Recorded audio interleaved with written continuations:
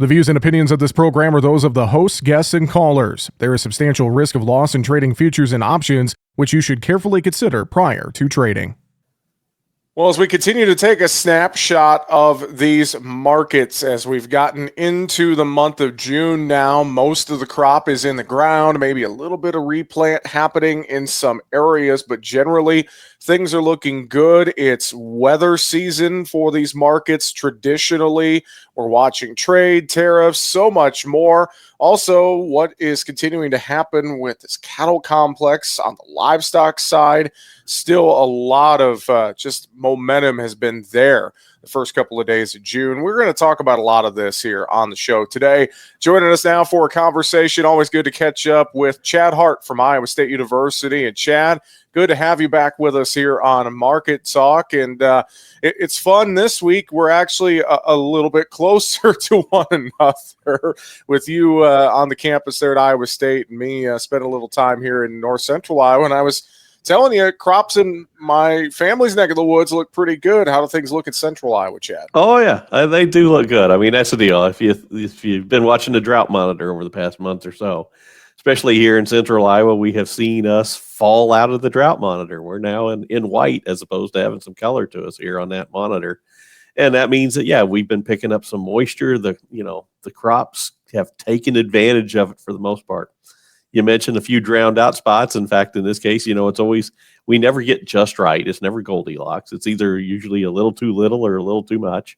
But we're at that period of time where you say the crop for the most part's in the ground. It's starting to pop up. Things are starting to look like they should here in early June. Well, and let's talk about this because this is, again, that seasonal time frame where we can get some weather-related rallies, the old-fashioned weather scare in these grain markets, which that's a question I posed to a couple people here this week. Is the old traditional weather scare, is that gone in these grain markets here, just with the way things trade now with algos and computers and more? I mean, from the weather perspective, let's start there. Talk about that. I mean, can we still get these weather scares in these grain markets, Chad?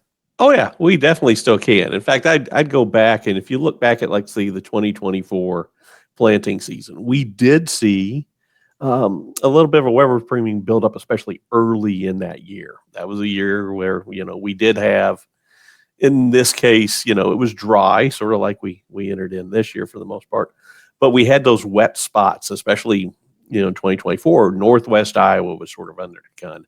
And we were seeing drought in some areas, but flooding up in Northwest Iowa. And that led to a little bit of a rally in the market. So we do still see those weather rallies. And that's where you can think of it as uncertainty can be a friend and it can be a foe. Usually at this time, it's actually a friend for crop agriculture because, yeah, that tends to mean we're building in a little bit stronger price that producers can take advantage of here as we get in the late spring and early summer before everybody figures out that another big crop may be coming down the line. Well, and something that's been interesting to me, I know there's been a few of those drowned out spots. I've heard some replant from folks here in parts of Iowa, Western Corn Belt. Yet you look at areas in the southern, southeastern Midwest, the Mid-South, into the Eastern Corn Belt have been very, very wet. I think about folks down in Arkansas, the Delta, a lot of flooding issues have been seen there too.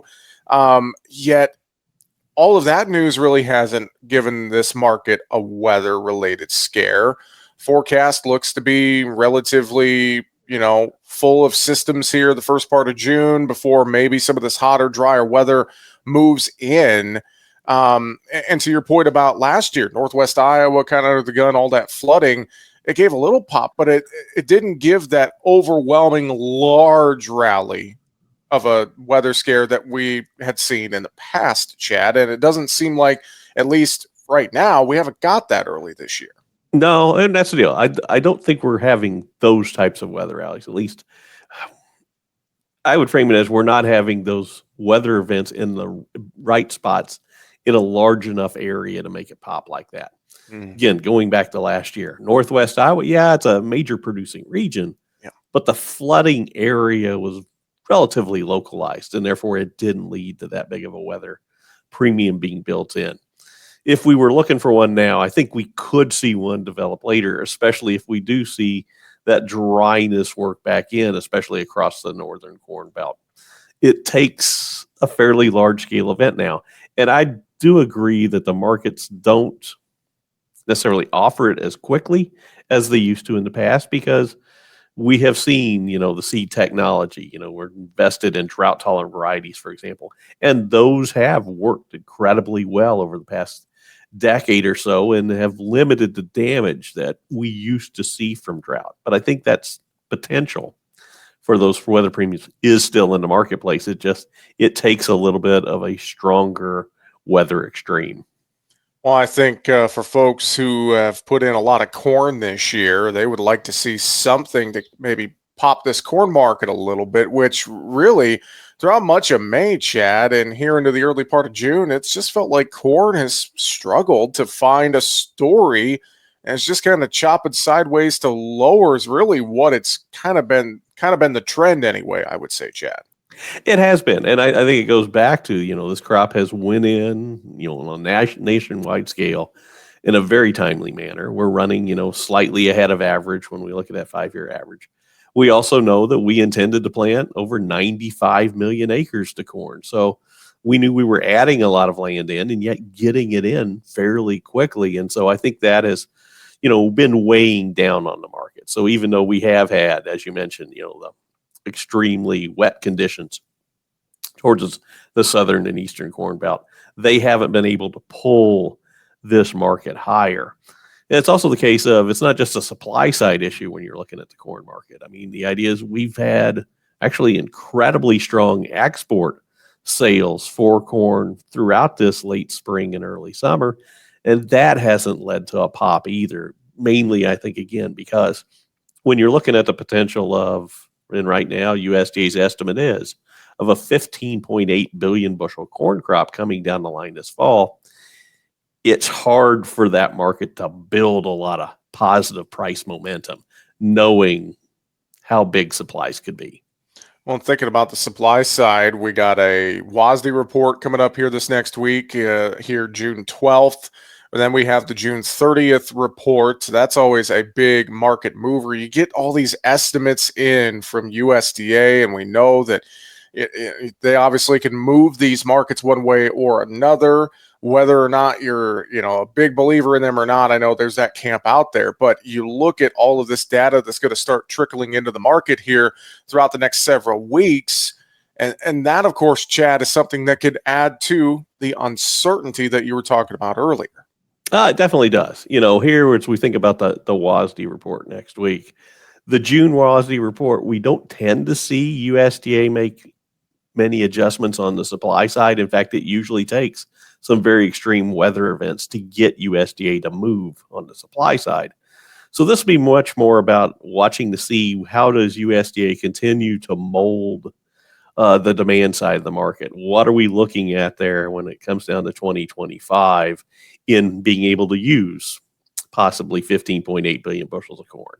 How are we going to use 4.4 billion bushels of soybeans?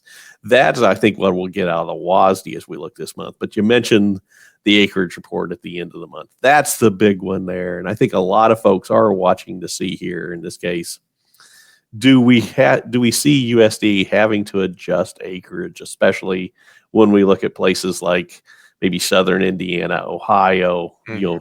We're likely going to see more prevent planting in those areas than usual. The question would be how much, but there's still some time to get that crop in the ground right now.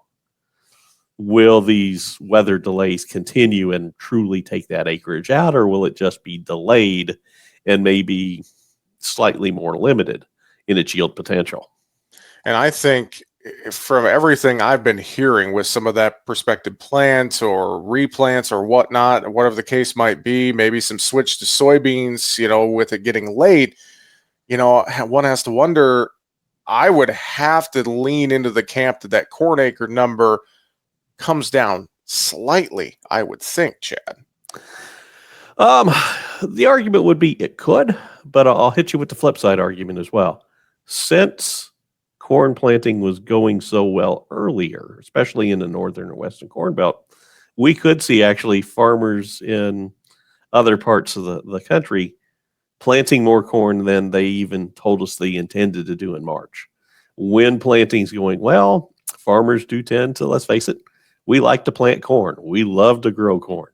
And so anytime we can maybe get to a field and we're like, you know what, it's going so well, I think I'm going to take that 40 and put that in the corn as well. And so I think you could see an offsetting, let's call it change, where, yeah, there may be some shifts in, say, the southeastern corn belt towards soybeans, but maybe more of the Northwest actually planted more corn than they intended originally. We're having a conversation today with Chad Hart from Iowa State University here on Market Talk. Chad, how about that soy complex? That has fared a little bit better the last several weeks, I would say. There's still all these talks out there about 45Z, some of the tax credit extensions there, and the RVOs, biofuel blending requirements, et cetera. You got all that in one bucket. Then you, of course, have planting season and soybean acreage and what we're seeing here this year. And you just look at the supply and demand fundamentals on the soy side. I mean, as you look at this soy complex here, as we get into June, are you neutral, bullish, bearish? How are you feeling about soy in general compared to the corn market, Chad? Well, as I'll call myself neutral, but I think you do bring out some points here that, soybeans have been, disfavored over the past 6 months. We did see the acreage moved away from soybeans. I think as you say, we're likely going to pick up some acres, especially in the states that have been a little bit more delayed in planting. But at the same time, too, we have seen some positive developments on the demand side for soybeans that have been helpful here. As you mentioned, we're seeing some progress being made on like the biofuel side that hopefully is going to meet some stronger numbers as we look forward to the 2025 marketing year. One of the things I've been really encouraged about is watching within the complex how soybean meal and soybean oil exports have really jumped. In the case of bean meal, it's been jumping for the past couple of years to record levels. When we're looking at bean oil, that's something that had basically disappeared from the export market from us over the past couple of years. As renewable diesel built up, it has come roaring back this year to be a very strong positive component for the complex, especially here as we've moved through the 2025 calendar year. So it is sort of fascinating to watch that right now. International demand is a very strong supportive leg underneath the soy complex. And there's been so much talk about these biofuel blending requirements and what's the future going to look like there for biodiesel, sustainable aviation fuel, and so much more. And it's started to feel like the conversation the can keeps getting kicked down the road more and more, and it's just adding a lot of uncertainty here amongst all the other pieces of legislation, tariffs, you name it. There's a lot of that side of this that is just, again, back to the uncertainty theme that's weighing on all of these markets, Chad. Yeah, it definitely is. And I think in this case especially, when you're talking about biofuels, that uncertainty really does hurt, especially when you're trying to get a market off the ground. Mm-hmm. In this case, when we think especially at renewable diesel, that's really a market that's truly built up here over the past 2-3 years, but it needs a longer runway. If you think about the development for ethanol, for example, I would argue it was a massive feather in the cap for ethanol that we had the renewable fuel standard that was passed by Congress back in 2005 and modified in 2007, but it laid out a pathway all the way out here to 2022. So you can think of it as they had a 15-year time horizon to really build up the industry. We need to provide that same sort of policy certainty when we look at other biofuels, but Congress hasn't been able to put that together yet, but it would definitely help here. And I think that's part of the discussion that is happening right now is when we look at things like the 45Z tax credit, the 45Q. So looking at those biofuel tax credits, which have been approved, but only for a short amount of time, I think there are folks recognizing, nope, we either need to move on from them or extend them to give them the proper time to work. Well, and thinking of uncertainty, of course, we got the tariff situation, and we know that U.S. China relations have been dicey. Yet President Trump, President Xi have talked this week on the phone. There's a lot of rumor that a U.S. India trade deal involving agriculture in some ways could be coming soon. We had the U.S. UK deal since the last time you and I talked, Chad, or at least the framework there. You just look at this tariff situation, though. Of course, that continues to. Well, I guess I'll frame it up this way: does that continue to be that uncertainty a wet blanket over the entire ag complex right now? It is a blanket, but I don't think it's necessarily weighing us down yet, but it is keeping us where we're at. It's great to see these discussions are ongoing, that we need to see progress. I think the challenge here is, again, that we just need more time for those talks to truly develop into meaningful agreements as we're looking here. The 90-day windows are great for pausing things, but I would argue they don't really allow for a true agreement to really be built. Hopefully, these trade discussions just keep going, and that the 90-day pause becomes, let's call it an indefinite pause. As long as countries are talking, hey, we're making progress, the rules will remain the same. And I think ag is sort of trading under that supposition as we look right now. I think the tough thing for agriculture within the agriculture industry, we obviously have our segments and we have our groups that advocate for those various segments or as for agriculture as a whole. Yet, I think sometimes when you go to Capitol Hill or the mainstream, everyone just puts agriculture under one bucket as agriculture. And I think sometimes that maybe gets lost in the shuffle of the talk about these tariffs and trade agreements, does it, Chad?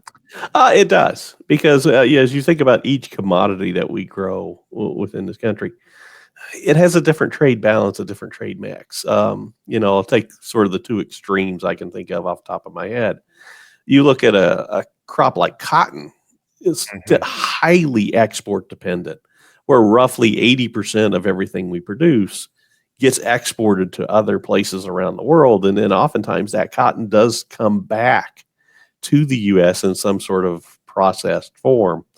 On the other hand, go to sort of the other extreme when we're looking at like beef, where we're our major producer. We do export some, but we do import a lot as well. And so tariffs have a different impact across agriculture depending upon how trade dependent that commodity is. And especially for here in the state of Iowa, we do tend to grow more export dependent commodities. Though I like to say we're a state of surpluses. So we create more corn, more soybeans, more pork, more beef than we can utilize here within state. So we rely upon exporting to somewhere, whether it's surrounding states within the U.S. or countries around the globe. I do want to make sure we talk about livestock here for a couple minutes before we close out the show today. Cattle, again, just continues to be a market that can't go down, won't go down, whatever adage you want to use. I mean, we continue to find strength here, cash leading the way. It's tough to call this cattle complex, I think, Chad, because it just continues to impress over and over and over again. Sure. And I think there's two big reasons why we continue to see that strength. I'll argue first and foremost, it goes back to consumer demand. The idea is that U.S. and arguably international consumers have shown that they're willing to continue to spend on beef right now. And so that is creating a nice solid floor underneath the beef market, because with that demand as stable as it is and as strong as it is, prices don't necessarily have to move down. If we were seeing cracks in that, then we would see things maybe back off a bit. It's also the case of, let's face it, until we start to see some idea of heifer retention, until we start to see the industry starting to try to rebuild numbers. And then when we do start to rebuild numbers, we know that will create some softness in that market as well. We don't have that either. And so given those two pieces of information are still pointing in the same positive direction, we continue to see the strength that the beef market has enjoyed for quite some time now. I've heard, and this is what is a little bit perplexing to me. I've heard some folks say that we're starting to rebuild the cattle herd, yet others maintain we're really not retaining heifers to rebuild the cattle herd. You continue to see these record prices at the sale barn and more. So, I mean, I don't know what you've heard, but it seems like there's a little bit of uncertainty. Again, I think that's the theme of the discussion today about whether or not we're actually starting to rebuild this cattle herd in the U.S. Well, and that's the deal. It's going to take a while for the data to show that it's occurring. I would agree that I think there's some producers that are already in that mindset. They're trying to rebuild and grow. Others aren't there yet. And so when we look at the industry as a whole, we haven't seen a lot of data pointing in that direction yet. And when I'm looking at USDA's forecast right now, they're not necessarily showing that turnaround here in 2025. Most of the data points that USDA is showing right now, at least, points to 2026 as when we'll hit the bottom in terms of this cattle herd and then start to rebuild from there. But the challenge for the industry is that once that rebuilding starts, we do know that that's when we will start to see some softer prices for cattle, because we know more calves are coming on the way soon because we're retaining those heifers to start that process.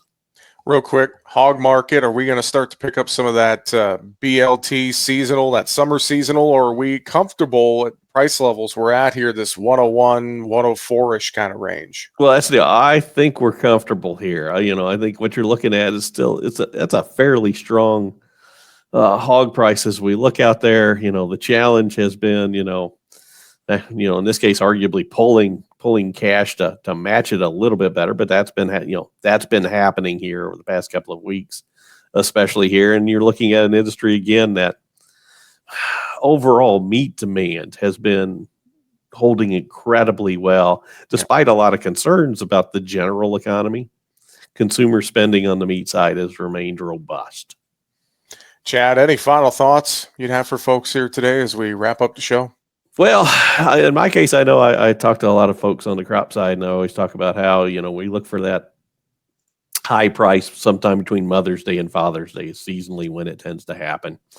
When I'm looking at this year, though, I may have to extend that period of time out a little bit here to maybe the 4th of July. As you mentioned, the idea is that right now, crop markets, for the most part, sort of been trending sideways here at a time when traditionally we do see some seasonal rallies in here. I think that's partially because of the way these crops have gone in. Given the speed at which we got in nearly 90, or shooting for 95 million acres of corn and 84 million acres of beans, it may take a bit longer for this market to find something to rally on. And so maybe we need to keep that window of opportunity open when we're looking here. Maybe don't just tune out after Father's Day. Keep on looking out there till the 4th of July. Good thoughts as always. Chad Hart, Iowa State University. Thanks for joining us here on Market Talk. Have a great week, and we'll talk to you again real soon. Thank you, Jesse. Make sure to subscribe to the Market Talk YouTube channel. You can watch our latest interviews with top market analysts in the country, find bonus content, and much more. It's easy. Just go to youtube.com/@MarketTalkAg and hit the subscribe button. Or you can search for Market Talk Ag on YouTube.